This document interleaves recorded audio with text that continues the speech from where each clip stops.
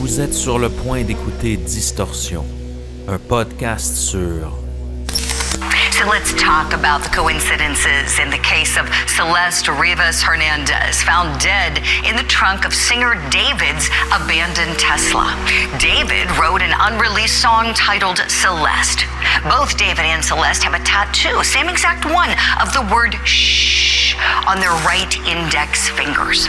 Now, although David lived in Los Angeles, there is a photo of him less than a half a mile from the home that Celeste ran away from.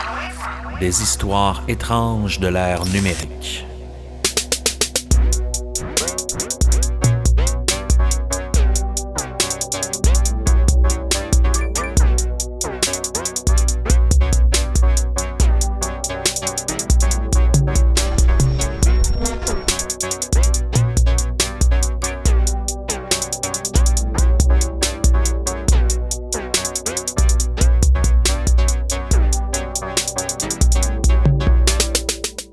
Un matin calme de septembre 2025 à Hollywood, dans un garage de fourrière automobile, une odeur nauséabonde alerte des employés autour d'un véhicule de marque Tesla.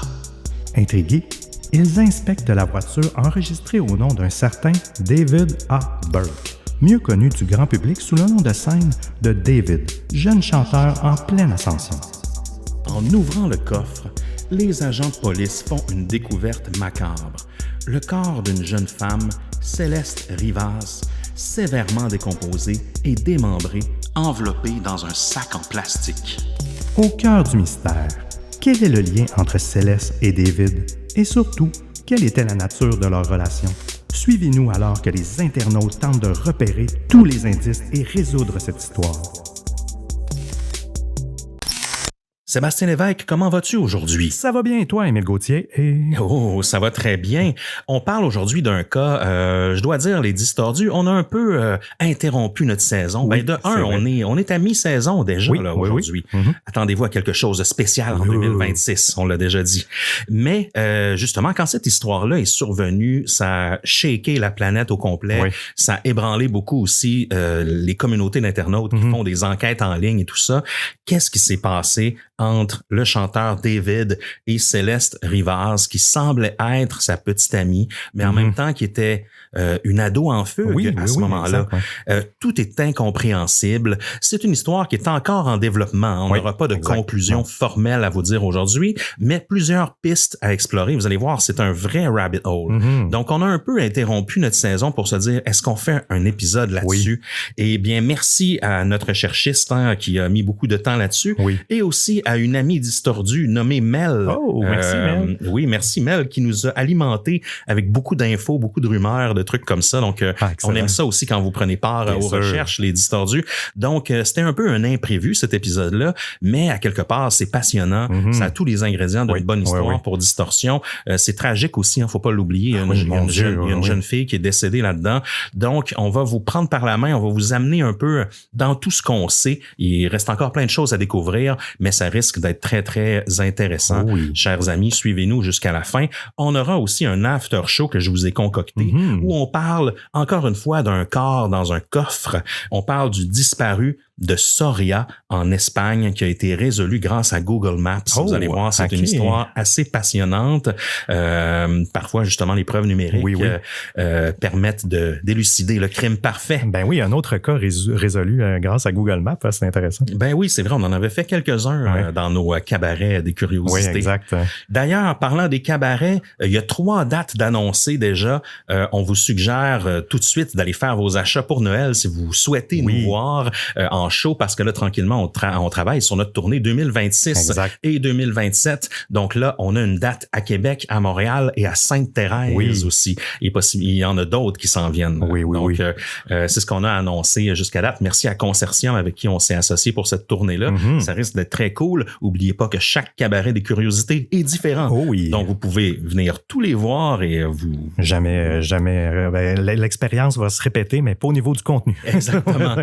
Tout à fait. Et n'oubliez pas que sur Patreon, vous allez avoir accès encore une fois à tous nos enregistrements audio et vidéo quand ça arrive en avance, en fait, en exclusivité sur Patreon, une fois le show terminé. Et pour revenir à Patreon, on vous rappelle que non seulement vous avez tous les after-shows, les épisodes bonus, les épisodes secrets, mais aussi on a lancé il y a quelques semaines l'abonnement annuel. Donc, vous pouvez sauver 20%, c'est quand même majeur. Si vous pensez être avec nous pour l'année, eh bien, allez-y, comme ça, vous allez sauver un mois, presque 2, c'est quasiment 2 mois. En abonnement. Et vous le savez, maintenant, on sort du contenu à l'année. Distorsion, on fait notre saison, mais on fait plein de bonus et d'after-show et tout ça. Qu'est-ce qu'on boit, Seb, pour affronter cette histoire? Oui, on boit une bière d'une microbrasserie qu'on adore, la Messorem Brassitorium.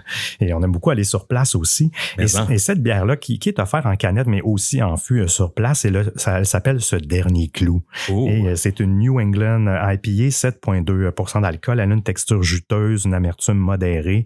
Elle est excellente. Des agrumes puissantes, citron et orange, fruits tropicaux, ananas en tête. Honnêtement, elle est excellente. En fait, toutes les bières de Messorem, on les aime tous. Faudrait faire une collabo avec eux. Ça serait tellement le fun. Ça fait longtemps qu'on n'est pas allé. Puis ceux qui sont pas allés sur place, là, sachez qu'ils ont une slush à la IPA. Puis c'est tellement bon, là. C'est incroyable, honnêtement. Donc voilà. Et cette bière, Ce Dernier Clou, nous a été offert par Jean-Nicolas Brunet-Duclos, qui nous a offert cette bière par la tournée de bière. Vous allez sur le site web distorsionpodcast.com et vous cliquez sur l'onglet tournée de bière, petit don par PayPal, et ça nous permet de remplir le fridge. Merci à toi, Jean-Nicolas. Oh yes, un gros merci. Aussi un shout-out à donner à Carlotta84 qui nous a donné une review 5 étoiles sur Apple Podcast. Elle nous dit « Un des premiers podcasts que j'ai écouté et un des rares dont je ne me suis jamais lassé. Vous m'accompagnez depuis 2017. Oh yeah, une OG qui nous suit depuis tout ce temps-là. Vous continuez sans cesse à vous renouveler. La ligne ouverte. Quelle fabuleuse idée. Attention, podcast contagieux. Donc, merci à toi, Carlotta. C'est toujours un plaisir. Depuis 2017, en plus, ça fait longtemps. On vous rappelle qu'on a un after show aussi pour nos abonnés Patreon. J'en ai parlé un petit peu tantôt. On va parler du disparu de Soria, résolu grâce à Google Maps. Alors, Seb, est-ce qu'on est prêt à se lancer dans l'histoire troublante d'aujourd'hui? Oui, mais... Émile, est-ce que tu sais qu'en Australie, il y a un homme nommé Michael Klapsis qui a été arrêté après avoir créé de faux réseaux Wi-Fi gratuits dans des aéroports? Ah ouais? Des passagers se connectaient innocemment en attendant leur vol sans se douter qu'il interceptait toutes leurs données. Incroyable. Ça aurait pu être toi ou encore un de tes proches, Seb. On pense que c'est pratique. On voit Wi-Fi gratuit sur un réseau et puis on clique, mais on le sait pas. On vient littéralement de donner accès à tout ce qu'on envoie ou reçoit en ligne. Et c'est là que NordVPN entre en scène. Quand ton VPN est activé, Émile, ta connexion, elle est chiffrée de bout en bout. Même si tu te branches sur un Wi-Fi public non sécurisé, eh bien, personne ne peut intercepter tes données. Et en plus, NordVPN cache ton adresse IP et te permet d'accéder à du contenu en ligne qui n'est pas disponible dans ton pays. C'est pratique autant pour la sécurité que pour le plaisir. Oh oui! Rendez-vous sur nordvpn.com/distorsion pour obtenir un bon rabais et 4 mois gratuits. Et merci NordVPN d'encourager les créateurs numériques de partout. Et là-dessus, Seb, est-ce qu'on est prêt à se lancer dans l'histoire troublante de David et Céleste Rivas? Oui, monsieur! C'est parti! Yeah! Nous sommes le matin du 8 septembre 2025, Seb. Il est autour de 12h30 dans le garage de la fourrière de Hollywood. Je serais curieux d'aller prendre une marche dans la fourrière de Hollywood. Je sais pas qu'est-ce qu'on trouve. Oui, il doit y avoir beaucoup de sortes de voitures exotiques, je suis convaincu. Beaucoup de SUV noirs. Et les employés de la fourrière marchent un petit peu sur le terrain et remarquent une odeur insoutenable provenant d'une Tesla Model X noire qui a été récemment remorqué et immatriculé au nom de David Anthony Burke. Les policiers du LAPD sont très rapidement dépêchés sur les lieux en raison de l'odeur. On se doute un peu, il doit y avoir quelque chose de mort là-dedans. Mais tu sais, on ne sait pas si c'est un animal, on sait pas si... on n'en sait rien. Et là, ils vont ouvrir le coffre avant de la Tesla. Vous savez, c'est là qu'on met généralement les fils, les câbles pour la brancher, un petit coffre en avant. Le frunk, qui s'appelle. Oui, le frunk. Et ils découvrent là une véritable scène d'horreur. Des restes humains démembrés, enveloppé dans des sacs en plastique. La police confirma plus tard que le véhicule était stationné à son emplacement final depuis plusieurs semaines, soulevant la possibilité que le corps ait été dans la voiture pendant toute cette période. Les premières constatations laissent peu de doute sur la gravité de la situation. Le 17 septembre 2025, le bureau du médecin légiste du comté de Los Angeles identifia officiellement la victime comme étant Celeste Rivas Hernandez. Il s'agit d'une adolescente qui pesait 32 kg à ce moment-là et portait un débardeur, un legging noir, des boucles d'oreilles à tige métallique et un bracelet de chaîne de couleur jaune au moment de sa mort. Tragiquement, Céleste venait de fêter ses 15 ans la veille de la découverte de son corps, le 7 septembre 2025. Donc, pour son anniversaire, elle n'aura jamais vécu ses 15 ans de son vivant, en fait, là, selon les médecins légistes. Donc, c'est assez dramatique. Une ado retrouvée dans une Tesla, dans une fourrière de Hollywood. Ça n'a pas de bon sens, démembré. Je veux dire, quelle fin de vie. Oui. La Tesla en question est enregistrée au nom de David Anthony Burke et David Anthony Burke, ça se trouve à être le chanteur qu'on appelle David, stylisé là, avec un 4 au lieu du A, D4VD. C'est un peu comme ça qu'il écrit son nom, qui commence à être bien connu à Los Angeles. Moi, c'est un chanteur que je connais, qui est quand même présent là, dans la scène néo-soul là, depuis quelques années. Il est important de mentionner là, que le chanteur est en tournée quand la découverte du corps est réalisée. Donc, les liens entre lui et le meurtre ne sont pas explicitement établis à ce moment-là. Donc, c'est un peu ça le setup de départ. Et c'est ça qui est ressorti dans les médias au moment de la découverte en septembre et qui a tout de suite piqué notre curiosité. C'est louche quand même qu'un chanteur qui est en tournée ait une voiture remorquée avec un corps dedans. Oui, c'est surtout le corps dedans. C'est assez étrange. C'est assez creepy. Là. Avant de plonger dans le récit de cette journée de septembre, Seb, là, où le corps de Céleste a été retrouvé, je vais vous parler un petit peu de qui est David Anthony Burke. Je vais vous parler un petit peu de son histoire puis comment on en est arrivé là finalement. Là. Plus connu sous son nom de scène David, David Anthony Burke voit le jour le 28 mars 2005 dans le quartier de Queens à New York.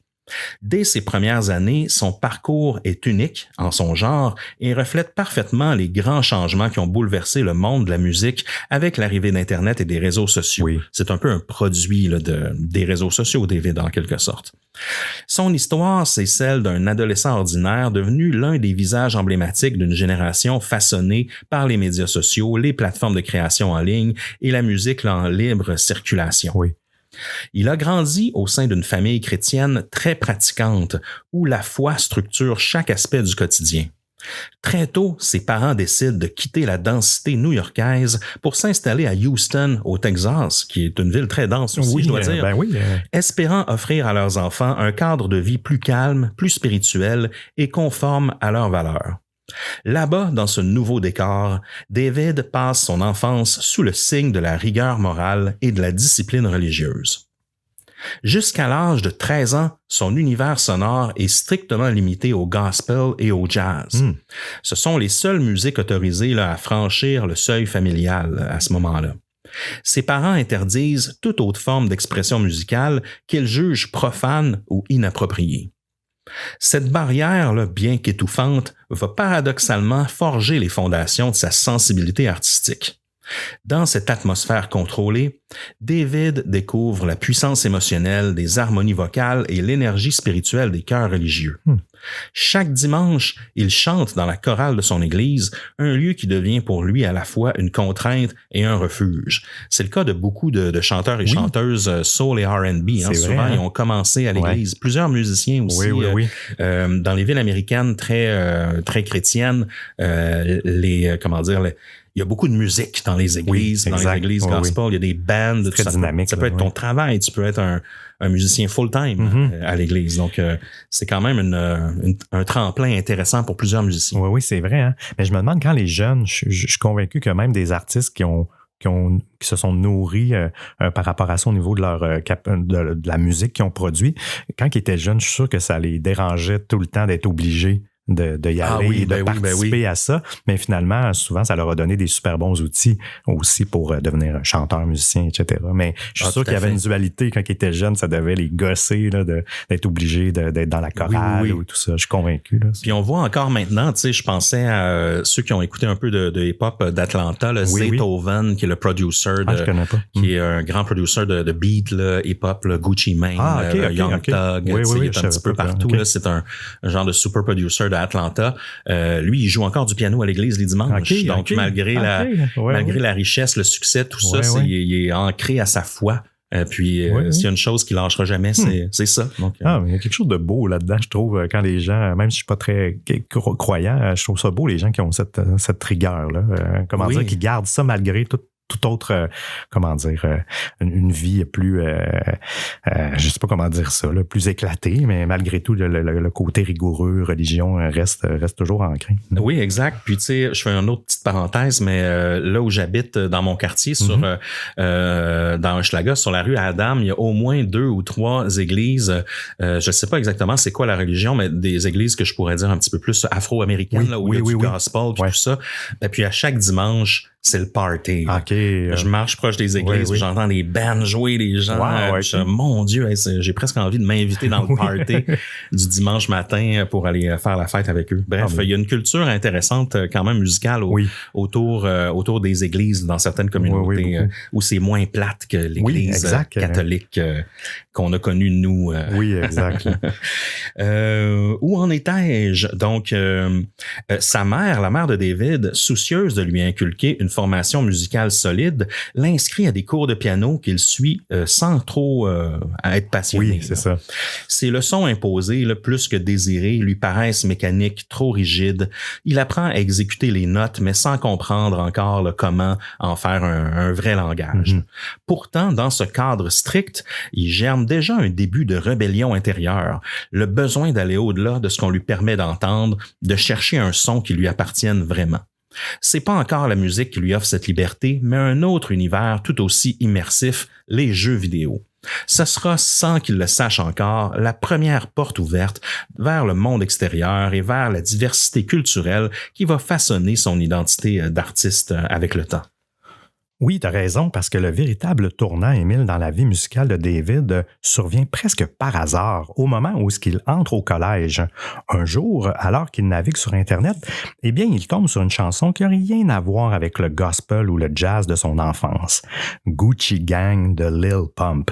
Oh là là! Oui. Est-ce que tu veux nous la chanter, Sam? Eh boy, je vous ferai pas ça, les distordus. Gucci Gang, Gucci Gang, Gucci Gang, Gucci Gang. Oh yeah, excellent. Ce morceau martelé par une rythmique hypnotique et des paroles provocantes agit comme une déflagration dans son esprit. Ça l'a éclaté. Pour la première fois, il découvre une musique brute, libre, bruyante, mais surtout interdite. Ce morceau devient la fissure pour laquelle tout un univers sonore s'engouffre. Intrigué, David se met à explorer cette scène parallèle qui s'étend sur SoundCloud. On connaît SoundCloud, qui est un espace bouillonnant où des jeunes rappers redéfinissent les codes du hip-hop. Il découvre alors des artistes comme XXXTentacion, Ski Mask de Slum God et d'autres figures de la génération numérique qui transforment leurs émotions en morceaux lo-fi, enregistrés en direct de leur chambre à coucher. Et d'ailleurs, XXXTentacion a connu une fin tragique lui aussi. Peut-être qu'il est assassiné alors qu'il est dans un garage de moto. Peut-être qu'on aura la chance de faire un épisode sur lui ça, un jour. Je ne sais pas si ça a été résolu, ce crime-là, honnêtement. Bonne question. Je ne sais pas si ça a été 100% résolu. Non, quand je l'ai lu, justement, j'étais comme, mon Dieu, bref. Ce sont des sons, en fait, les sons qui produit David sont d'une sincérité désarmante, lui révèlent qu'on peut faire de la musique, en fait, sans moyens, sans perfection, mais avec vérité. C'est un peu ce que cette scène-là, la scène de SoundCloud Rap, là, il y avait aussi à l'époque Young Lean. Oui, c'est vrai. Des gens comme ça, Lil Xan. C'est pas tout bon, là. Moi, c'est pas mes préférés, Lil Pump puis Lil Xan. Non, moi non plus. Mais il y a une scène de DIY, un peu de hip-hop fait un peu broche à foin, qui a énormément explosé, là, qui a fait des débuts sur SoundCloud. Puis David est un peu issu de cette scène-là, de ce que je comprends. Oui. Pendant cette période, David est scolarisé à domicile depuis la 7e année. Et l'isolement qui en découle, loin de ses camarades de classe ou du rythme de la vie scolaire, ça le pousse à chercher ailleurs des formes de lien et d'expression. Et il trouve ce monde de partage et d'évasion dans les jeux vidéo, et plus particulièrement dans Fortnite, que vous devez tous connaître. Si vous avez des enfants, c'est presque sûr qu'ils jouent, qui devient pour lui un espace de socialisation, de compétition, mais aussi d'identité. Et c'est là, au cœur de cet univers numérique, que se produit sa seconde révélation. En regardant des montages de gameplay de Fortnite sur YouTube, il se met, lui, à prêter attention à la musique qui les accompagne. Et ce n'est plus du rap, mais des sonorités planantes, mélancoliques, qui sont souvent teintées d'émotions. Il découvre alors The Neighborhood, Arctic Monkeys, Wallows, mais aussi Clairo, SZA, Chris Brown, d'autres artistes. Donc, c'est un mélange de rock alternatif, d'indie pop, de R&B et de soul qui élargit radicalement sa palette d'influences. Ce qu'il ressent à ce moment-là, eh bien, c'est la liberté, celle d'aimer tous les styles sans en rejeter aucun. Puis ça, je le comprends, Émile. Moi, je me suis jamais refermé dans un carcan musical jeune. On dirait que j'aimais tout ce que j'aimais. Peu importe, là, j'écoutais du rap, du Nirvana, du Genesis, du Phil Collins, du Metallica. On dirait que je mélangeais. Je le disais pas. Il y a des trucs que je disais pas tout fort, parce que dans le temps, on dirait que tu voulais pas... fallait quand même garder un certain silo de musique là, pour pas être trop jugé. Mais j'ai toujours été très, très polyvalent, polyglotte de l'oreille, je peux dire. Et dans cette mosaïque d'inspiration naît peu à peu un goût personnel, un style hybride et imprévisible. Et sans s'en rendre compte, eh bien, David commence à construire ce qui deviendra la signature sonore de son personnage, David. Un équilibre fragile entre douceur et douleur, entre pudeur et intensité. Et si on avance en 2021, Seb, son rapport à la musique bascule à nouveau. Ce qui était jusque-là un passe-temps devient une genre d'urgence créative. David s'est fait un nom sur YouTube grâce à ses montages de Fortnite où il cumule plus de 50 000 abonnés à ce moment-là. Ses vidéos plaisent beaucoup, mais une série d'avertissements vient briser cet élan. La musique qu'il utilise en fond est protégée par des droits d'auteur. Le résultat, ses créations sont démonétisées ou sont supprimées. Okay. Frustré de voir son travail disparaître pour des raisons légales qu'il ne comprend pas encore tout à fait, il se confie à sa mère et c'est elle qui, avec une simplicité déconcertante, lui propose une solution qui va changer sa vie. Pourquoi ne pas créer ta propre musique? Oui. Un peu comme on fait à Distorsion. Exact. Cette idée, d'abord surprenante, fait lentement son chemin. David se rend compte qu'il n'a pas besoin d'un studio ni d'équipement professionnel. Ce dont il dispose lui suffit, un iPhone et une application gratuite appelée BandLab et surtout une envie brûlante de s'exprimer. Justement, BandLab, Émile, je me demandais, cette application-là, toi, qu'est-ce que tu penses des apps qui permettent facilement aux jeunes de créer de la musique? Parce que ça n'existait pas si longtemps avant de créer de la musique. Il fallait quand même plus d'outils ou de moyens. Maintenant, je veux dire, l'app est gratuite sur son téléphone. Ah, exact. Tu sais, moi, je pense que c'est que du bon. Après, BandLab, moi, je l'ai pas utilisé. Je sais que c'est fait, je pense, par les mêmes gens qui faisaient Cakewalk. Donc, quand même un logiciel audio qui a une longue réputation. Ça existait. Ça fait vraiment existait longtemps. sur disquette. Oui, c'est ça. Cakewalk, je pense que c'est le premier logiciel de musique. Je pense que ça existait sur le Atari Falcon. OK. Donc, ça fait très, très longtemps. Là, ça a dû se passer de main en main. Oui, évidemment. Donc, ça a l'air bien. Je sais qu'une version iPhone, il y a comme un studio virtuel. Oui, sur le web. Là, un genre de sampler virtuel. Donc, tu sais, tout ce qui facilite la création musicale auprès des jeunes, tant mieux. Tant mieux si c'est gratuit aussi. Il y a Fruity Loops aussi qui existe. C'est vrai. Pas trop cher. C'est vrai. Puis Fruity Loops maintenant est utilisé par des grands beatmakers. Oui, bien sûr. Donc, puis je pense qu'on est à une époque où on n'a plus besoin, tu sais, d'avoir le studio avec la grosse console, puis les grosses machines, puis tout ça. Tu sais, le retour à la simplicité est toujours, est apprécié, puis ça permet de créer dans tous les contextes. Exact. Mais je connais pas BandLab, j'ai jamais utilisé personnellement, mais ça a l'air quand même bien. Essayez-le, les Distordus, dites-nous ce que vous en pensez. Oui, envoyez-nous vos beats. Oui, on sait jamais. Vous allez peut-être être dans un interlude de distorsion. Exact. Donc lui, il va utiliser BandLab pour commencer ses compositions sur son iPhone. C'est dans un lieu inattendu qu'il commence à enregistrer le placard de sa sœur, transformé en studio de fortune. Ce petit espace clos aux murs couverts de vêtements devient un cocon sonore où il peut expérimenter sans peur d'être entendu. Ses premières chansons voient le jour la même année. Runaway puis You and I. Ces morceaux sont loin de la perfection technique, mais ils possèdent quelque chose de rare, une vulnérabilité sincère. Les paroles parlent d'amour, de solitude et d'espoir sur des mélodies à la fois légères et mélancoliques. On y perçoit l'influence aussi de Juice WRLD, mais aussi cette sensibilité indie héritée là, des écoutes nocturnes sur SoundCloud. Juice WRLD aussi qui nous a quittés tragiquement. C'est tellement triste. Oui, les rappeurs SoundCloud connaissent... oui, il y a beaucoup de fins. Oui, ils connaissent pas tellement de fins heureuses. Mais à l'été 2022, il y a un moment vraiment important dans la vie de David. En juillet, il publie une chanson qu'il a enregistrée, comme toujours, dans le placard de sa sœur avec son iPhone et avec l'application BandLab. Mais le titre, c'est Romantic Homicide, donc homicide romantique. C'est une ballade indie rock teintée là, de bedroom pop, là, qu'on pourrait dire. Oui. Une confession brute née de la douleur d'une rupture amoureuse. Et sur un ton presque détaché, il va chanter les paroles « In the back of my mind, you died and I didn't even cry. Not a single tear. » Donc, dans le fond de ma tête, tu es morte et je n'ai même pas pleuré, pas même une seule larme. Ce refrain, à la fois glacial et déchirant, capte l'émotion paradoxale d'un amour qui meurt, sans drame visible, et la peine silencieuse d'un cœur adolescent. La chanson, publiée dans Sans grandes attentes, connaît une trajectoire fulgurante. En septembre 2022, Romantic Homicide explose sur TikTok, utilisé dans plus de 245 000 vidéos. Les extraits de la chanson accompagnent des scènes de rupture, des hommages et des moments introspectifs à travers le monde. L'authenticité de David résonne instantanément auprès de la génération Z qui voit en lui une voix sincère, loin du cynisme et des artifices qu'on voit là, auprès des artistes mainstream. Le phénomène devient incontrôlable. La chanson grimpe à la 33e position du Billboard Hot 100 et atteint la 3e place du classement Hot Alternative Songs aux États-Unis. En quelques semaines, le jeune musicien, autrefois isolé dans un placard, devient une figure incontournable de la scène alternative mondiale. Cette soudaine visibilité attire naturellement l'attention des professionnels de l'industrie.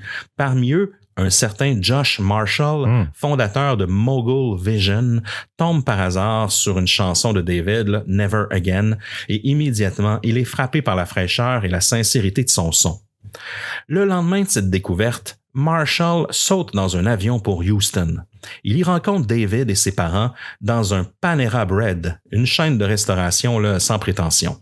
Autour d'un repas bien simple, il leur explique les mécanismes du monde musical, les contrats, les droits, les royautés. C'est une scène presque symbolique. Le jeune artiste autodidacte du numérique rencontre pour la première fois le visage de l'industrie traditionnelle. Toujours en septembre 2022, âgé d'à peine 17 ans, David signe un contrat majeur avec Darkroom et Interscope Records, le même label que Billie Eilish. Oui, Billie Eilish et tellement d'autres. Hein. Oui. C'est un gros label. Hein. Ce contrat, qualifié de mineur exceptionnel, lui garantit un minimum de 3 millions de dollars d'avance pour un EP, un album et d'autres livrables avec un potentiel d'extension jusqu'à 6 millions de dollars. Imagines-tu? Les versements sont échelonnés 500 000 $ à signature, 250 000 supplémentaires dans la foulée, puis 2,25 millions selon la progression du projet. Donc, c'est des montants qu'on n'est pas habitué de voir au Québec. Non, exact. Encore loin, encore pire dans le milieu du podcast. Oui. Sous l'égide de son nouveau label, David publie Here With Me en septembre 2022, un morceau qui, comme Romantic Homicide, se propage sur TikTok. Dans le même temps, la vidéo officielle de Romantic Homicide, réalisée par Tommy Killjoy, paraît en ligne. Inspirée à la fois par le film noir et l'anime japonais, elle introduit un personnage mystérieux. Itami, qui est un peu un alter ego masqué de David, dont le nom signifie douleur en japonais. Oui. Ce double artistique, à la fois poétique et tourmenté, devient rapidement l'incarnation visuelle de son univers musical, un miroir symbolique de ses luttes intérieures et de sa mélancolie soigneusement mise en scène. Quelques mois plus tard, en mai 2023, David présente au monde son tout premier EP, un mini-album un peu, là, Petals to Thorns. Ce projet de 9 titres où se mêlent fragilité et puissance émotionnelle se classe dans 5 régions différentes et atteint la 105e position aux États-Unis. Et là, ça continue. En avril 2025, pas si loin du moment où on se parle, David franchit une nouvelle étape avec la sortie de son premier album complet, Withered, que ça s'appelle. Composé de 15 titres, ce disque reprend le cycle émotionnel initié dans ses EP, mais le porte vers une maturité nouvelle. Une grande partie des morceaux a été enregistrée, encore une fois, dans le placard familial où tout a commencé, avant d'être finalisé lors de sessions dans de véritables studios à Londres. Withered se hisse à la 13e place du Billboard 200. Mais je fais un petit pas en arrière parce qu'il a commencé à faire des tournées aussi. On se rappelle lors de la découverte du corps de Céleste, il était en tournée. Il était dans sa première tournée de headliner. Mais en 2023, il avait déjà commencé à faire des tournées. Il avait entre autres accompagné SZA en première partie de son tour là, SOS, qui a été une expérience incroyable pour lui, là, qui l'a fait passer de statut d'artiste Internet à celui de performeur là, reconnu internationalement. Donc là, ses frontières dépassent les frontières de la musique. Il commence à avoir beaucoup d'influence. Il va être invité dans des défilés de mode chez Valentino à Milan, parce que souvent, on dirait qu'il y a un étrange lien entre les rappeurs et la haute couture. L'esthétique, oui. Puis là, peu après, il est présent dans plusieurs grands festivals comme Lollapalooza, Bonnaroo, mais cependant, là, derrière cette ascension fulgurante et cette image publique soigneusement construite, une relation privée et complexe commençait à se tisser, Seb, révélant un aspect beaucoup plus intime de sa vie, qui est sa rencontre avec Céleste Rivas Hernandez. Et je vais te laisser nous briefer sur cette rencontre, mon cher. Absolument, Émile. Céleste Rivas Hernandez a grandi à Lake Elsinore, en Californie, dans un foyer qui était marqué par les tensions et les incompréhensions. Elle dégageait une maturité et une discrétion qui la distinguaient de ses pairs, mais son quotidien était loin d'être simple. Dans ses années de collège, son mal-être familial se faisait sentir. Selon un camarade de l'époque, elle confiait souvent à voix basse son désarroi face à sa mère, répétant que sa mère la traitait mal. Mais cette sensation d'enfermement se traduisait par un besoin constant d'évasion. Déjà en 7e année, elle plaisantait ouvertement à l'école sur l'idée de fuguer, comme si elle testait ses propres limites et cherchait à s'imaginer ailleurs, loin du poids de son foyer. En 2024, ce besoin d'échapper à la maison devient concret. Céleste disparaît à plusieurs reprises, signalée par la police à 3 occasions distinctes, et l'une de ces fugues, Émile, l'amène à rejoindre un certain David, une figure qui deviendra centrale dans son histoire, tandis que ses autres disparitions témoignent d'une recherche constante d'autonomie ou même d'un refuge où elle pourrait exister librement, loin des contraintes et des regards familiaux. Mais chaque fuite raconte un fragment de sa vie d'adolescente. L'urgence de trouver sa place, la peur de l'enfermement et ce désir silencieux de tisser ses propres liens, même dans l'ombre des dangers. Et ces escapades ne sont pas simplement des actes impulsifs, elles révèlent une jeune fille qui est en quête d'air et de choix, qui est déterminée à se frayer un chemin dans un monde qu'elle jugeait souvent trop étroit pour elle. Je comprends la sensation qu'elle vivait. Et c'est dans ce contexte de recherche de liberté et de refuge que Céleste rencontre David. Elle est fascinée par sa musique, elle commence à le suivre sur les médias sociaux, elle est captivée par les émotions brutes et la sensibilité qui transparaissent dans ses morceaux. Les échanges sont d'abord timides et ponctuels, mais deviennent rapidement plus personnels.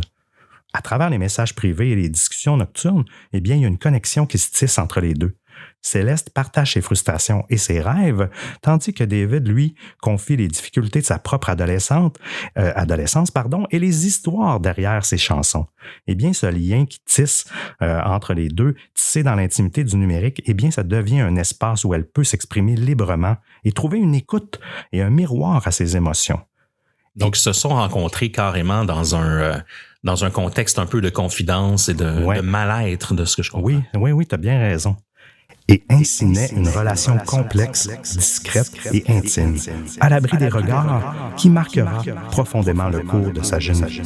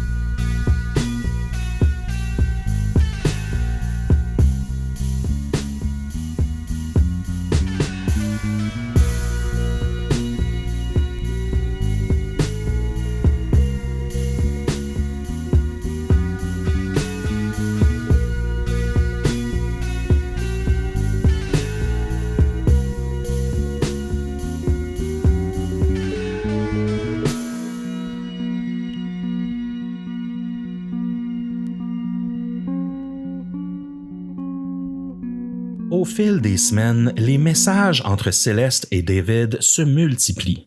Ce qui avait commencé comme une simple admiration pour ses chansons se transforme en échanges intimes, empreints de confidence et de complicité. Céleste y raconte ses frustrations familiales, son sentiment d'étouffement dans un foyer qu'elle juge toxique et ses envies d'évasion. David, de son côté, partage ses réflexions sur la création musicale et les défis de sa jeunesse, offrant un espace où elle se sent comprise et écoutée. Parce qu'à ce moment-là, Céleste, elle doit avoir autour de 14 ans. Oui.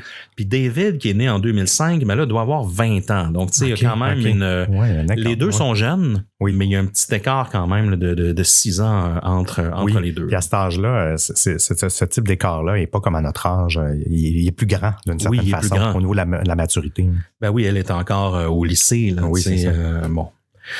Cette relation virtuelle, bâtie sur la proximité émotionnelle et le secret, devient pour Céleste une bouffée d'air loin de son quotidien contraignant. Elle commence à envisager la possibilité de le rencontrer en personne, convaincue qu'il pourrait représenter un refuge, un lien authentique dans sa vie marquée par le mal-être. En avril 2024, cette dynamique atteint son point culminant. Céleste prend une décision audacieuse, elle fugue de chez elle pour rejoindre David à Los Angeles. Oh. La police, alertée par sa disparition, la retrouve quelques jours plus tard à Hollywood et la ramène à sa famille. Mais cette première tentative d'évasion ne fait que confirmer son désir profond de fuir l'emprise familiale et de suivre ce lien singulier qui s'est tissé avec le chanteur. Quand même fou, hein? Elle est partie d'aussi loin puis de LA, puis ils l'ont retrouvé quand même. Là. Ah oui, c'est vrai, hein, t'as raison. Quelques jours plus tard. Le mois suivant, en mai 2024, elle disparaît à nouveau, déterminée à retrouver David encore une fois et à s'échapper une fois de plus, démontrant que cette quête d'autonomie et de connexion dépasse désormais le simple cadre d'une fugue d'adolescente. Ouais. Mais ce que je dois dire, c'est que David, quand même, doit avoir les perceptions un peu affectées parce que, tu sais, il commence à être super populaire. Oui, c'est déjà là, il a fait une tournée avec César il y a 2 ans avant. Ouais. Et là, il accueille une jeune fille en fugue. Oui, c'est vrai que... Déjà, il y a des mineurs. Donc, tu sais, il y a des red flags pas mal. Mais lui, il embarque là-dedans quand même. Là, donc, le jugement n'est pas au top. Contrairement à sa fugue d'avril, cette fois, Céleste ne réapparaît pas. Sa famille, de plus en plus inquiète, signale sa disparition aux autorités, mais les jours se transforment en semaines sans aucun signe de vie. Pour la jeune adolescente, disparaître devient un acte délibéré, une volonté de fuir l'emprise familiale et de suivre un lien qu'elle a tissé depuis plusieurs années avec le chanteur. Ce lien, né sur les réseaux sociaux et entretenu au fil du temps, devient le moteur de ses actions. Sa fuite n'est plus simplement un échappatoire, mais une quête obsessionnelle pour rejoindre David, ce refuge émotionnel qu'elle associe à Los Angeles. Durant cette période, Céleste continue de fréquenter des lieux interdits aux mineurs, par exemple dans des concerts qui sont interdits, c'est vrai, les coulisses d'événements, des fêtes privées. Ben oui, c'est clair. L'enquête révélera plus tard qu'elle disposait de fausses pièces d'identité qui lui permettaient de circuler librement et de maintenir cette double vie clandestine, renforçant sa détermination tout en la plongeant dans un isolement croissant où sa sécurité et son bien-être deviennent de plus en plus fragiles.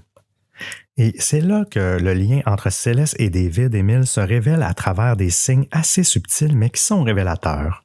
Les deux arborent un tatouage assorti sur l'index avec le mot « ch ». SSHHH, là, qui est un symbole d'un secret partagé, d'une complicité profonde, invisible pour la plupart, mais chargé de sens pour ceux qui savaient le lire. Oui, il y en a plusieurs qui interprètent ça. Mais moi aussi, c'est un peu mon interprétation, comme si tu disais chute, là, comme si c'était un symbole de secret bien gardé. Oui. Ah oui, bien vu. Je pense que ça fait sens. La relation entre l'adolescente et le chanteur devient publique de manière dramatique en septembre 2025 lorsque TMZ, le site de Potin, je peux dire, diffuse une vidéo d'un ancien enseignant de sciences de Céleste, visiblement bouleversé. Devant sa classe, il montre une photo de la jeune fille en 7e année, souriante, dans sa classe, dans sa salle de classe, et puis une autre où elle apparaît aux côtés d'un jeune homme noir dans une voiture, David. Et je le cite, il dit « Quand je l'avais en cours, Céleste a rencontré ce type sur les réseaux sociaux. Il est venu la chercher. Elle a fugué et la police l'a retrouvée à Hollywood avant de la ramener chez elle. Puis, Elle a disparu de nouveau en mai 2024, raconte le professeur sous le choc. La salle de classe, elle, est médusée par la confirmation que la jeune fille connaissait personnellement le chanteur depuis au moins ses 13 ans. Il avait déjà tenté, oui, c'est jeune, hein, il avait déjà tenté de le rejoindre lors de sa première fugue. Et là, il y a des témoignages de proches du chanteur qui viennent compléter le tableau, là.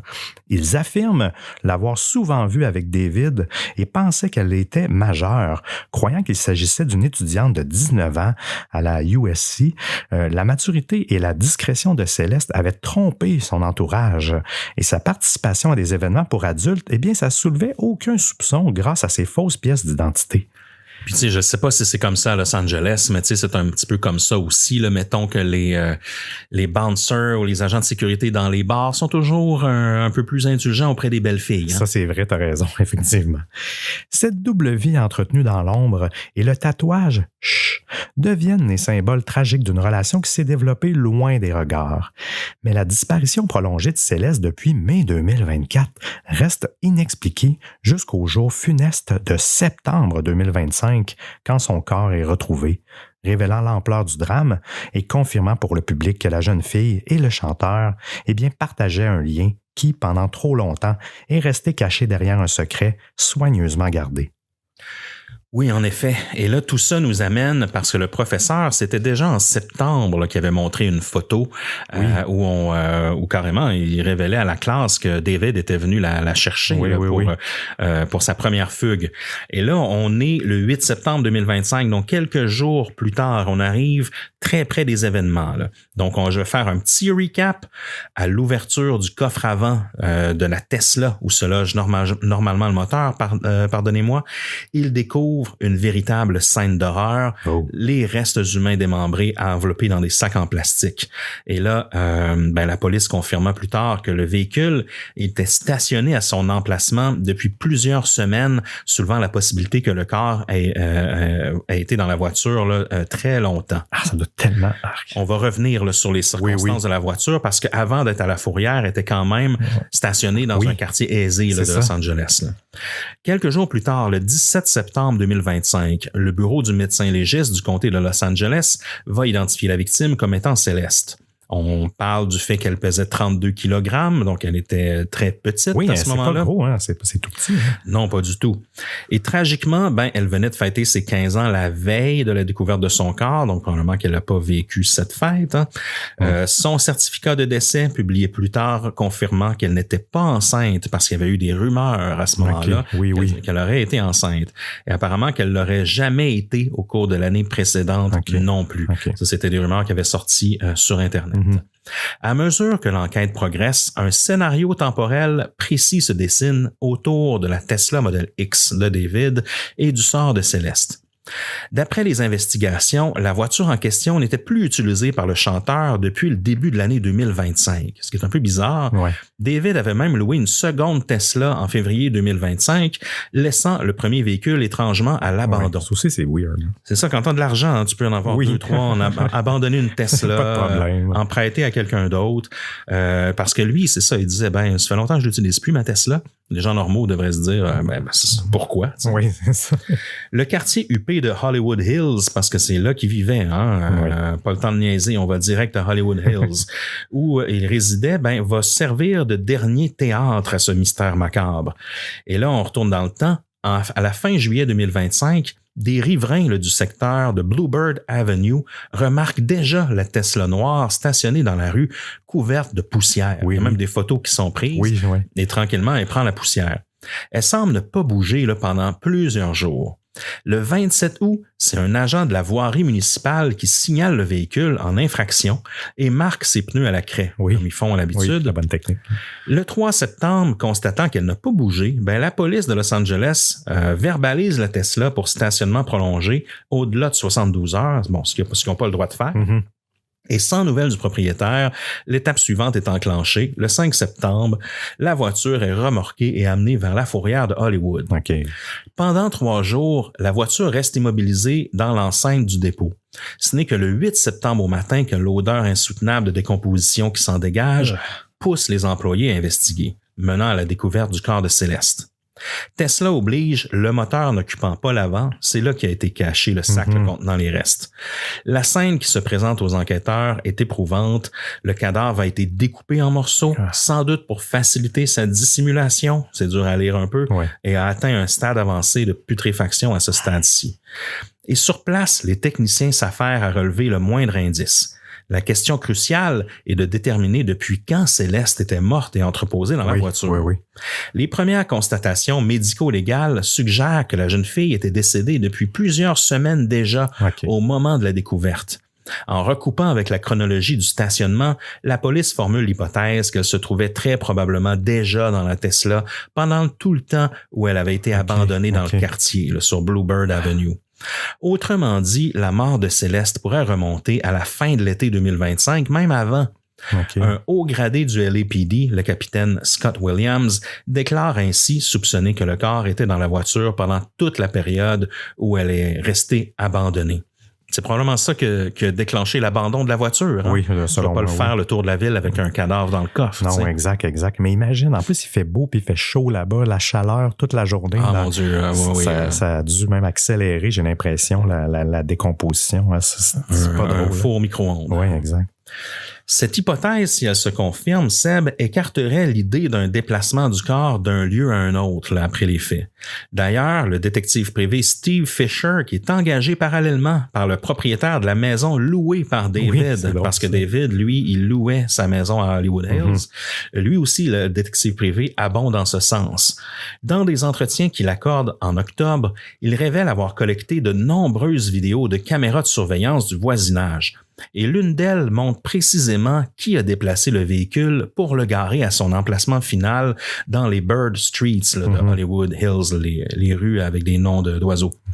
On a désormais une bien meilleure idée du moment où la Tesla est arrivée là, explique-t-il, évoquant des images datées de la fin juillet 2025. Fisher affirme même savoir très clairement qui était au volant lors de ce dernier trajet. Toutefois, par souci de ne pas entraver l'enquête officielle, il ne divulgue pas ce nom publiquement, se contentant de dire qu'il a remis tous les éléments à la police. C'est la bonne chose à faire. Selon lui, aucune preuve ne suggère que le corps a été ajouté ou retiré de la Tesla avant ou après le parking final. Quand la voiture a été déposée là, elle était déjà dans l'état où on l'a retrouvée.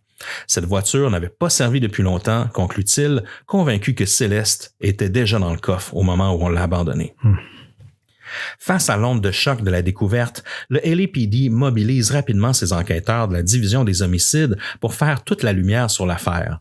Et le 17 septembre, une perquisition spectaculaire est menée dans la maison de location haut de gamme que David occupait jusque-là à Hollywood Hills, non loin de l'endroit où la Tesla a été retrouvée. Les agents investissent la demeure à la recherche de la moindre trace d'un crime qui aurait pu s'y dérouler. Ils en ressortent après plusieurs heures avec divers sacs des sacs scellés et un ordinateur saisi pour analyse. La scène est scrutée par les médias, postée aux abords de la propriété. D'après le propriétaire de la villa, David ne vivait pas seul. Il partageait ce luxueux logement à 20 000 $ par mois avec son manager Josh Marshall. C'est d'ailleurs Marshall qui informe le bailleur qu'il rompt le bail prématurément à la suite de la perquisition, vidant les lieux en catastrophe à la fin septembre et en quittant tout de suite Hollywood Hills. Mais là, que cherche la police, Sam? Principalement, à établir le lieu et la cause de la mort de Céleste. Mais là, les premières expertises du médecin légiste n'apportent pas vraiment de réponse. Le rapport d'autopsie initial indique seulement que le décès est indéterminé et la cause différée en attendant des analyses complémentaires. Aucun traumatisme évident ne permet d'affirmer que la jeune fille a été assassinée. Dès lors, plusieurs scénarios sont envisagés par les enquêteurs. Céleste a-t-elle pu mourir d'une overdose accidentelle, par exemple, son corps est ensuite dissimulé par peur des conséquences? A-t-elle été victime d'un homicide volontaire? A-t-elle été étouffée ou empoisonnée par quelqu'un qui cherchait à cacher son crime? Ou encore, a-t-elle succombé à une cause naturelle dans des circonstances compromettantes, poussant ses proches à se débarrasser du corps? On ne sait pas. Chaque possibilité implique des suites très différentes en termes d'inculpation.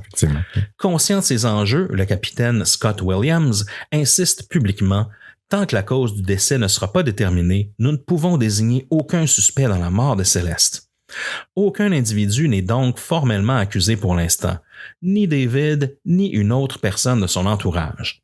La police se borne à qualifier l'affaire d'enquête sur une mort suspecte, tout en soulignant qu'il n'est pas établi qu'un crime ait eu lieu officiellement.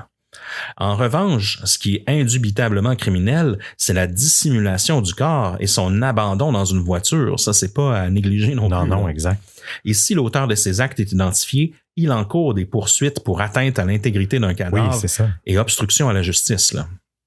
C'est pas sans crime. Non, c'est pas clean tout ça. Là. Les enquêteurs confirment également qu'ils explorent toutes les connexions entre Céleste et David. Le chanteur, par la voix de ses avocats, coopère avec les autorités et s'est rendu disponible pour être interrogé. Ça, c'est sûr, depuis le début, il n'a jamais, jamais refusé de collaborer. Non, il a toujours collaboré. Il aurait admis connaître la jeune fille, mais affirme ignorer tout de l'affaire de la Tesla jusqu'à ce que la police le contacte lors de la découverte macabre. Au moment où Céleste a vraisemblablement perdu la vie, David se trouvait bien loin de Los Angeles, en pleine tournée nord-américaine pour promouvoir son album Withered. Le 8 septembre 2025, le jour de la découverte, il était sur scène en concert au Fillmore de Minneapolis dans le Minnesota. Il me semble qu'il distribuait des laboubous aux spectateurs. Cet alibi scénique ne le disculpe pas nécessairement, mais ça complique la thèse d'un geste de violence commis de ses mains ce jour-là. Du moins. Mais là, bon, on sait que ça fait longtemps qu'il est dans l'auto à ce moment-là. En attendant les analyses toxicologiques et pathologiques définitives sur le corps de Céleste, la police garde un œil sur toutes les personnes de l'entourage de la victime et du chanteur. Et dans le tribunal de l'opinion publique, Émile, toutefois, les spéculations vont bon train. L'affaire Céleste et David enflamme les réseaux sociaux et les chaînes d'information en continu où chaque nouvel indice est disséqué. Le silence de David ajoute à l'énigme. Depuis le début de l'affaire, l'artiste s'est muré dans la discrétion la plus totale. Aucune apparition publique, aucun communiqué officiel ni interview. Ses comptes sur les réseaux sociaux n'ont pas publié le moindre message personnel relatif à la situation. Eh bien, cette absence de réaction, ça alimente autant l'inquiétude de ses fans, mais aussi la suspicion de ses détracteurs. Ben oui. Sur Reddit, le forum qui est dédié aux chanteurs, son subreddit a viré en champ de bataille. Des utilisateurs l'accusent ouvertement d'avoir modéré lui-même son subreddit pour supprimer les posts critiques à son égard une fois l'affaire révélée. Et comme par hasard, note-t-il, eh bien David était listé comme unique modérateur du forum et les messages l'impliquant négativement ont disparu mystérieusement avant que le subreddit ne soit complètement verrouillé par un autre administrateur. Et bien que ces agissements restent non vérifiés, ils ont suscité une tollée suffisante pour que le forum soit mis en quarantaine. Et parallèlement, il y a un prétendu modérateur de la communauté Discord et Twitch du chanteur qui a publié un long texte pour se dédouaner de tout ça. Cette personne qui affirme avoir côtoyé en ligne Céleste, elle était membre active du serveur Discord de David, eh bien, soutient n'avoir jamais su qu'elle était mineure ni même portée disparue. D'après ce qu'elle montrait dans les streams de David, on pensait qu'elle avait 18 ou 19 ans, écrit ce modérateur, visiblement abasourdi par la tournure des événements. Et Twitch, la plateforme de streaming, a dû préciser que ce modérateur n'était pas un employé de chez eux et que son message n'engage que lui-même, signe de l'ampleur médiatique prise par l'affaire jusqu'à des sphères assez inattendues. Ben oui. Et la communauté des fans de David est déchirée entre le soutien à l'artiste, mais aussi la compassion pour la victime. Elle est quand même morte dans une situation tragique. Là. Beaucoup expriment leur tristesse et leur colère en pensant au rêve brisé de la jeune Céleste. Et dans sa ville natale, il y a une veillée aux chandelles qui est organisée en sa mémoire par des camarades de classe, mais aussi des habitants qui ont été touchés par son destin. Le 6 octobre 2025, Céleste Rivas Hernandez est inhumée lors d'une cérémonie privée au cimetière Queens of Heaven à Rowland Heights, en Californie. Des fleurs, des peluches et des messages d'adieu s'accumulent devant le portail de la maison de sa mère à Lake Elsinore, témoignant de l'émotion suscitée par cette affaire bien au-delà du cercle familial. Et par ailleurs, l'œuvre artistique de David se retrouve elle-même passée au crible à la lumière des événements, évidemment. Là. On redécouvre avec un frisson certain les paroles de ses chansons. Ben oui. Son titre emblématique Romantic Homicide, dont le refrain I Killed You, It's Not Murder, avait été interprété jusqu'ici comme une métaphore de chagrin d'amour. Hein. Ça prend une tonalité sinistre pour un certain temps qui y voit rétrospectivement, enfin, un possible indice assez glaçant. Ben oui, avec une track comme ça, quand tu commences à réanalyser ces paroles-là, puis les clips et tout ça, là, on va découvrir plein de choses. Oh oui, exact. Et sur Internet, il y a des montages vidéo qui superposent cette chanson avec des images de reportage sur la découverte du corps de Céleste. Et du même, le clip Rehab, qui a été sorti en 2023, eh bien, choque désormais. On y voit le personnage animé par David et son alter ego Itami, qu'on vous a parlé tout à l'heure, commettre des actes de violence graphique comme trancher le bras d'une femme, le tout ponctué de paroles évoquant du sang et de la violence. Est-ce que c'était là des signes annonciateurs? S'interrogent certains internautes. Quand bien même, il est évident que ces créations artistiques précèdent la tragédie d'aujourd'hui. Mais c'est toujours délicat de faire le procès public d'un artiste à partir des paroles de ses chansons.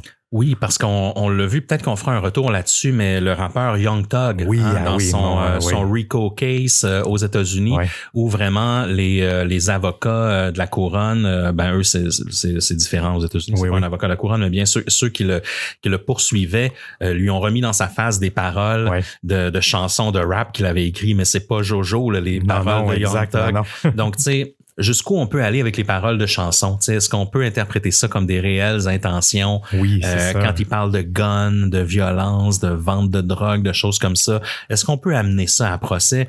Ou est-ce que tout ça, c'est, à quelque part, c'est romantisé? Oui, exact. C'est tellement difficile à prouver. Ben oui. Tu peux pas prouver ça hors de tout doute. Non, c'est impossible. Et il y a des théories aussi conspirationnistes qui se mêlent à tout ça, qui émergent et qui lient la date de sortie de certains clips de David à l'anniversaire de Céleste. En fait, on réalise en effet que tous les derniers posts Instagram du chanteur ainsi que quelques vidéos musicales sont sortis un 7 septembre, qui est le jour de l'anniversaire de Céleste. Ah ouais. Ouais, c'est assez fou et la coïncidence est pour le moins perturbante et enflamme les débats sur YouTube, TikTok et tous les autres réseaux sociaux où l'on voit la main du destin, voire d'une sinistre intention. Il y a plusieurs internautes qui tentent de reconstituer les fils des événements. Chacun prétend détenir la clé de la vérité. Mais sur TikTok, des créateurs montrent différentes vidéos de David et Céleste. Et parmi eux, il y a un extrait de live où on peut apercevoir David qui tente de tirer Céleste hors du champ de la caméra. C'est troublant de regarder ça après coup. Oui. Ils ont fait plusieurs lives TikTok et Instagram ensemble. Puis là, les gens ont commencé à analyser les décors derrière, les peintures au mur. Est-ce que c'est consistant? Est-ce que Céleste était bel et bien chez David? Et donc, il y a eu tout ce qui a publié a été passé au crible. Oui. Il y a un autre extrait remontant à janvier 2024 qui montre David demandant à ses modérateurs de supprimer tous les VOD et les clips après qu'il ait terminé le stream en compagnie de Céleste. Et souvenez-vous également de leur tatouage que les internautes remarquent que David aurait commencé à retirer le sien. Mais pour quelle raison? Oh, c'est louche ça. Ouais. Pour faire écho un peu à ce que tu dis, Seb, les vidéos aussi que David a republiées, les trucs qu'il republiait, là, sans que ce soit lui qui crée l'image, sont assez troublants aussi. Là, j'en ai un où il reprend un peu l'image de American Psycho, tu sais, où Norman Bates met un espèce de gun à clous là, derrière sa future victime dans son condo. Et donc David, il a reposté ça en écrivant Me after hearing about her past with other boys. Donc, c'est comme s'il insinuait qu'après avoir entendu des choses sur le passé de Céleste ou de sa compagne à propos d'autres garçons, il aurait envie d'y mettre un gun à clous là, en arrière de la tête. C'est pas jaloux pantoute. Hein? Non, exact. Et je vais vous parler de Steve Fisher aussi, le détective privé. Selon ce qu'il disait, la Tesla de David Fisher, lui, selon sa perception, aurait été volée. Mais une personne de son entourage aurait été au volant 3 jours avant la découverte du corps de Céleste. Bizarre un peu. Le détective privé Steve Fisher, qui a été engagé par la propriétaire de la maison, a eu accès aux caméras de surveillance du quartier et à certaines caméras de la maison. Il affirme que le 29 juillet, la Tesla a été déplacée pour la dernière fois. Et sur les images, les conducteurs prennent le temps de baisser la fenêtre et d'accrocher un désodorisant pour véhicule au miroir. Étrange. Étrange, hein? C'est pas le genre de choses que tu fais avant d'abandonner une voiture. Non. Bien qu'il ne révèle aucun nom, il mentionne que l'on distingue clairement la personne derrière le volant. Cette personne portait une tenue très voyante, soit les mêmes vêtements que la veille pendant une fête organisée chez David. La Tesla a été abandonnée par la suite, puis le bus de tournée de David serait venu récupérer cette personne en question. Ouais. Bien que l'identité de la personne ayant déplacé la voiture demeure inconnue, plusieurs internautes soupçonnent Neil, le meilleur ami de David, qui lors de la fête portait un chandail rouge. Comme toi en ce moment. Oui, Seb. exact. Et il y a même des publications qu'on a vues là, sur TikTok et Instagram où on le voit, ce Neil, avec son chandail rouge. Oui, là, oui. T'sais. Il est cependant pas possible de confirmer si le corps se trouvait déjà dans la voiture au moment de son abandon ou s'il y a eu un déplacement par la suite. Des images sur la caméra de surveillance montrent Céleste entrer dans une autre maison louée à Los Angeles à moins de 2 kilomètres de la villa perquisitionnée, mais ne jamais en sortir. Oh. Donc, elle serait rentrée dans une autre maison que celle de David, ou peut-être que c'est une deuxième maison à David. Oui. Bonne question. Mais elle serait rentrée dans une autre maison selon les caméras de surveillance du quartier. OK. David, lui, a transféré tous ses biens immobiliers au nom de sa mère et a résilié le bail de la deuxième maison en mars, ce qui suggère que Céleste n'y vivait probablement plus à ce moment-là. Ouais, effectivement. La Tesla semblait très importante pour David. C'était son bébé, mais malgré tout, il n'a jamais activé les fonctionnalités de caméra ni de notification. Alors, c'est une question qu'on se posait aussi. Oui. Vous savez, c'est pas évident de voler une Tesla, c'est pas évident de l'approcher même. Non, Souvent, exact, quand on l'approche, des fois, il y a même un petit détecteur qui se fait aller. Oui. Des fois, il y a des caméras qui se déclenchent quand on l'approche. Sauf que, la vie étant ce qu'elle est maintenant, faut s'abonner à faut s'abonner à des abonnements payants pour activer ces features-là, chose que David n'avait pas fait. Non, exact. Mais je vais vous en parler un peu en fin d'épisode sur tout le vol autour d'une Tesla, les possibilités, vous allez voir. Ah oui, ça va refermer un peu certaines portes. Je peux. Il n'a jamais déclaré la voiture volée, David, et s'est simplement offert une nouvelle voiture là, avant la découverte du corps. Encore une fois, ça sonne louche. Ben oui.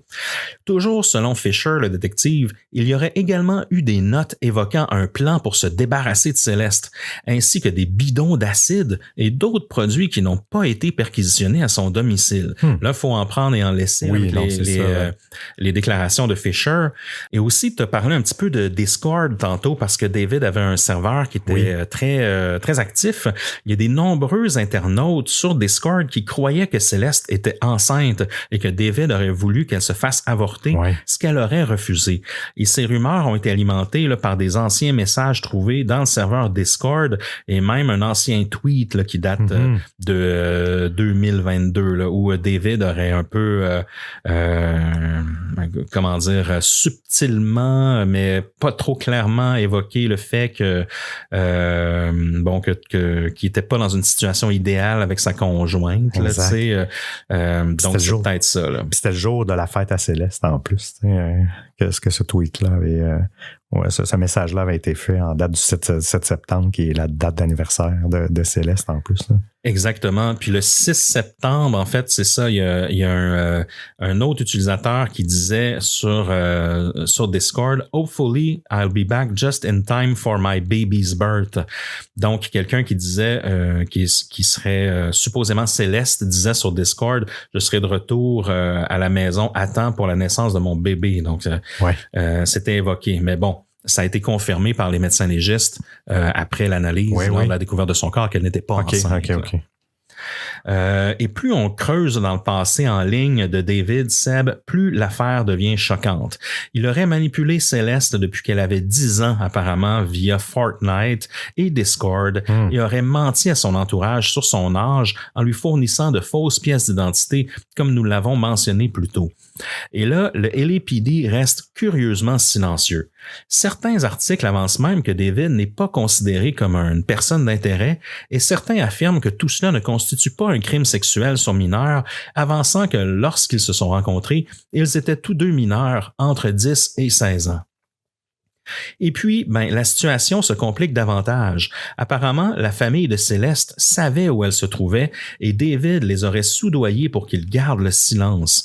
Il existerait même des photos où il paye des enfants de son école afin qu'ils ne parlent pas. Incroyable. Bizarre, hein? Ça, c'est des rumeurs, évidemment. Oui. Non, tout ça laisse penser que Céleste aurait été livrée à lui et à l'industrie pédophile même qui la soutient par sa propre famille. Oh. Il l'aurait ensuite sacrifiée, mais quelque chose a mal tourné et maintenant il cherche comment justifier sa mort.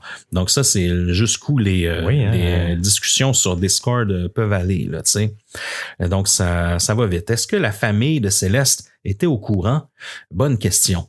En cherchant plus loin, une piste inattendue s'est dessinée à travers les réseaux sociaux. Des photos publiées en avril 2024 montrent David, Céleste et sa cousine ensemble dans un parc d'attractions quelques jours à peine avant Coachella, le grand festival de musique. Oui. L'image d'une simple coïncidence s'effrite peu à peu devant un réseau de liens numériques. Les comptes Instagram mènent naturellement vers leur profil Facebook. Là encore, les mêmes noms reviennent. Cousins, cousines, amis proches de Céleste. Tous se suivent, se likent et commentent. Tout semble montrer une familiarité bien installée avec David. Auprès de la famille. Oui, c'est ça. Un compte retient particulièrement l'attention, celui de Dolce. Selon plusieurs regroupements, Dolce serait la sœur de Céleste. Son profil Twitter, sous le nom DolceVR, interagit irrégulièrement avec David. Elle le tag dans ses publications et participe à des échanges visibles publiquement. Donc, le puzzle s'assemble davantage lorsqu'une story Facebook d'une tante de Céleste réapparaît, une publication à l'occasion de la fête des mères où le compte de Dolce est explicitement tagué. Ces interactions répétées entre les membres d'une même famille et David contredisent l'idée que personne ne le connaissait vraiment ou encore qu'ils auraient enlevé leur fille en fugue. Là, exact. Il semble avoir une genre de cohésion. Et peu à peu, la version d'une ignorance collective perd sa crédibilité. Et là, Seb, cette complicité-là semble se révéler au fil des discussions et au fil des indices qu'on retrouve sur les réseaux sociaux de David. Je fais un petit recap. On remonte en 2024. En mars 2024, les fans de David parlent de sa petite amie, une utilisatrice dont donne son prénom, une certaine Céleste. Après, en avril 2024, Céleste est signalée disparue. Son frère affirme qu'elle devait aller au cinéma avec David. Donc, il le savait. Le 27 juin 2024, David repartage une vidéo TikTok inquiétante sur le découpage de viande. Et on le voit qu'il se charcute un genre de sandwich, quelque chose comme ça. C'est pas lui, là, c'est une vidéo de quelqu'un d'autre, mais bon. Et là, il y a la caption... moi, si je la vois avec d'autres gars, comme si elle allait la charcuter en quelque sorte. C'est vraiment troublant. Et il partage aussi une photo de lui-même avec un visage un peu fâché, avec la mention « Moi-même, la regardant crier alors que je viens de lui lancer de l'eau bouillante au visage car elle vient de souhaiter bonne fête à un autre garçon. » Incroyable. Et là, David, en février 2025, sort un clip vidéo montrant un corps placé dans un coffre de voiture. Donc là, c'est ce qu'il partage est assez éloquent, on dirait. Oui, non, mais c'est clair. Là, ben là, rendu là, je veux dire, c'est sûr que les gens peuvent faire certains liens là, par rapport à ça parce que t'as la supposée blonde qui disparaît, t'as les dates qui s'enchaînent, les publications ultra-violentes de jalousie. Là, je veux dire, ça, c'est des gros assez flags. Puis pour finir, là, il y a un clip qui met littéralement en scène, je veux dire, un corps dans un coffre. Là. Ça, c'est assez troublant, mais ça prouve rien. Ça prouve absolument rien. Mais on peut pas faire comme si de rien n'était non plus. Je trouve qu'il provoque en faisant ça, en faisant une mise en scène de mettre une fille dans un coffre quand on le sait qu'il n'est pas accusé. Là, c'est ça l'autre enjeu, mais on dirait qu'il cherche à attirer de la mauvaise attention là-dessus. Ça me trouble. Effectivement, ça me trouble qu'il tente de faire ça malgré la mort de Céleste. Là, je trouve ça l'incrimine à quelque part aussi. Exact. C'est des signes quand même avant-coureurs de possible violence conjugale et même de meurtre, possiblement. Oui, exact. Mais pour le moment, il n'est toujours pas une personne d'intérêt. Puis je lisais justement qu'il attendait d'avoir des preuves. Ils n'ont pas assez de preuves concrètes pour pouvoir l'accuser. Donc, à suivre aussi, mais je trouve pas qu'il s'aide non plus, du moins au niveau de la perception publique, de faire ça, c'est jouer avec le feu. Là. Et donc, si je reviens à la petite timeline dont on parlait, Seb, et on poursuit à l'été 2025, ben le 5 août 2025, donc on est un mois environ là, avant la découverte du corps de Céleste, David commence sa tournée mondiale pour son album Withered. Et le 3 septembre 2025, ben sa Tesla est retrouvée abandonnée dans les rues de Hollywood Hills. C'est le 6 septembre qu'elle est amenée dans la fourrière, et le 7 le 7 aurait été la fête de Céleste. Et le 8, eh bien, c'est là qu'elle a été découverte. Donc, oui, tout ça est étrange là, sur les réseaux sociaux en lien avec la suite des événements. Ben oui, puis ce qui est encore plus un peu ésotérique, c'est qu'elle a été découverte le lendemain de sa fête. Je trouve qu'il y a beaucoup d'éléments autour de sa fête. Le 7. Oui, le 7, c'est ça aussi, je trouve, il y a une portion assez étrange. Oui. Et sur le plan professionnel, eh bien, Émile, la chute est brutale pour David. En l'espace de quelques jours, eh bien, le jeune artiste qui remplissait les salles voit sa carrière mise en parenthèse. Entre parenthèses, en fait.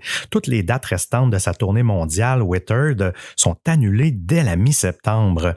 Et le 17 septembre, après l'identification du corps, son équipe annonce officiellement l'annulation du concert prévu le soir même à Seattle, puis, par extension, de toute la tournée nord-américaine et européenne à venir. Et le 19 septembre, ce qui devait être un jour de célébration, la sortie de la version deluxe de l'album Withered, eh bien, ça passe inaperçu.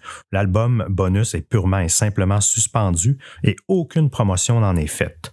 David perd également le soutien de certains de ses pairs, la chanteuse Kali Uchis, avec qui il devait lancer un single en duo intitulé Crashing. Eh bien, elle a décidé de retirer la chanson des plateformes, préférant couper l'association de son image à celle du jeune homme, tant que l'enquête n'a pas progressé. Là. Et en l'absence d'inculpation, eh bien, ce retrait demeure officieux, mais il en dit long sur le risque de discrédit qui pèse sur le nom de David dans l'industrie musicale. Plus personne ne veut s'associer avec lui. Et John Marshall, son manager, a brisé le silence pour la première fois le 1er octobre en 2025 sur TikTok sous le pseudonyme G-Mogul. Il a catégoriquement nié toute implication dans la mort de Céleste et a réfuté les accusations circulant sur les réseaux sociaux. Et Marshall insiste sur le fait qu'il vit à temps plein avec sa femme et ses 3 enfants dans un autre État que la Californie et qu'il travaille à distance à peu près 95% du temps sans interaction quotidienne avec David. Et là, le 18 septembre 2025, la famille de David au Texas a été victime d'un appel de swatting. On sait c'est quoi, un canular malveillant là, qui signalant faussement une fusillade active avec au moins un décès. Et on le sait, la police ne niaise jamais avec ça. Hein? Et la police texane s'est rendue au domicile familial de Hempstead où les parents de David les ont accueillis, confirmant que tous les membres de la famille étaient sains et saufs. Et les autorités ont conclu qu'il s'agissait d'un faux appel d'urgence, évidemment, mais malgré l'intensité de l'enquête, David n'a pas toujours été officiellement désigné comme un suspect ou même une personne d'intérêt. Et selon l'expert juridique Brian Buckmeyer d'ABC News, la simple propriété du véhicule où le corps a été trouvé ne constitue pas une preuve suffisante pour procéder à une arrestation. Et les enquêteurs n'ont apparemment pas encore rassemblé assez de preuves pour confronter directement le chanteur. Et le certificat de décès de Céleste, obtenu par ABC le 29 septembre, indique que la cause de son décès reste différée. C'est drôle comme expression. À déterminer, j'imagine. Oui, c'est ça. Le bureau du médecin légiste du comté de Los Angeles attend toujours les résultats des analyses toxicologiques et des tests de laboratoire pour déterminer les circonstances exactes de sa mort. Et si la police évoque une overdose, eh bien l'autopsie n'a pour l'instant permis de déterminer ni la cause ni la date du décès. De plus, contrairement aux rumeurs qui circulent sur Internet, eh bien Céleste n'était pas enceinte au moment de son décès. La chronologie exacte des événements, la présence éventuelle du corps dans la voiture et le rôle des personnes de l'entourage de David restent donc à clarifier. Et là, on va revenir un peu sur une chronologie assez récente des événements. Le 24 septembre dernier, le corps de Céleste a été remis à sa famille. Et le même jour, il y a des déménageurs qui ont été aperçus vidant la maison louée là, à 20 000 $ par mois dans les Hollywood Hills où David résidait. Et le propriétaire a confirmé à TMZ que Josh Marshall l'avait informé qu'il romprait le bail et déménagerait avant la fin de la semaine. Une cérémonie funéraire pour Céleste a eu lieu le 4 octobre. Conscient de la gravité de la situation, David Burke, s'est entouré d'une défense solide. Fin septembre, il engage l'avocate pénaliste Blair Burke, qui est réputée pour avoir représenté des célébrités dans des affaires assez sensibles, de Harvey Weinstein à Britney Spears. Et ce choix d'un ténor du barreau de Los Angeles, spécialiste des négociations en coulisses, indique que David se prépare à toute éventualité judiciaire. Et parallèlement à ça, Émile, il prend des mesures pour protéger ses biens. On apprend qu'il a discrètement quitté Los Angeles puis il a transféré les propriétés de ses 2 maisons au Texas au nom de sa mère fin septembre, ce qu'on peut qualifier d'une manœuvre là, qui vise à protéger son patrimoine s'il y a des poursuites civiles qui arrivent contre lui là, de la famille de Céleste ou même des frais juridiques là, à venir. Officiellement, David demeure un homme libre, non inculpé. Il n'est même pas considéré publiquement comme une personne d'intérêt par la police à ce stade-ci. Néanmoins, le jeune semble vivre reclus, loin des projecteurs, pendant que la tempête fait rage autour de son nom. Oui, puis au fil des semaines de l'automne, l'enquête s'est poursuivie méthodiquement. Oui. Le procureur du comté de Los Angeles, le Nathan Hochman, a fait savoir qu'il ne peut commenter le dossier tant qu'il ne lui a pas été soumis par la police. En clair, aucune accusation formelle n'a été transmise aux autorités. La balle reste dans le camp des détectives du LAPD qui attendent surtout le rapport final du médecin légiste. Et celui-ci devra trancher. Est-ce que c'est un homicide, une overdose accidentelle ou une autre cause. Donc, toute la suite de l'affaire dépend de ça. Si un meurtre est avéré, la pression sera forte pour désigner un responsable et le traduire en justice, que ce soit David ou que ce soit un de ses amis ou un tiers. Et si la mort est accidentelle, l'affaire pourrait s'orienter vers des chefs moins lourds, mais quand même graves, dissimulation de cadavre. Il a été dépecé, ce cadavre-là. On n'a pas le droit de faire ça. Là. Non, c'est outrage. Pour l'instant, le mystère demeure entier. On ignore s'il y a eu la moindre infraction pénale, hormis la dissimulation de son corps, selon le capitaine Williams. Là.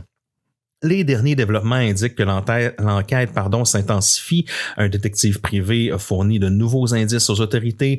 Des témoignages continuent d'émerger. Les experts médico-légaux travaillent d'arrache-pied pour percer le secret de la dépouille de Céleste. Et ça, sans oublier tout le travail des internautes qui scrutent toutes les publications à ce sujet et tentent de trouver des indices. Donc, on assiste réellement à une genre de grosse enquête collective qui se déroule en direct sous nos yeux. Et pendant ce temps, David demeure muré dans son silence et son isolement, attendant de savoir quel sera son sort.